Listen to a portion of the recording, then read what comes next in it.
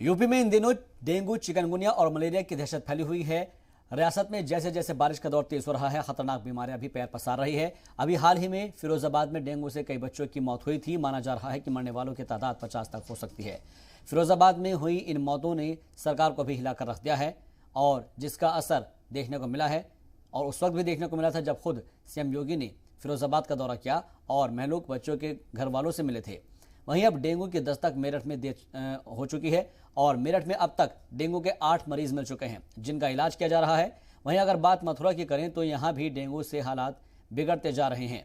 जिले के 8 गांवों में ये बीमारी फैल चुकी है और इस बीमारी से अब तक की बात की जाए तो 12 लोग अपनी जान गंवा चुके हैं। 3 तस्वीर आप देखिए और फिरोजाबाद, मथुरा और मेरठ की तस्वीरें हैं। शहर शहर वायरल बुखार का कहर देखने को मिल रहा है।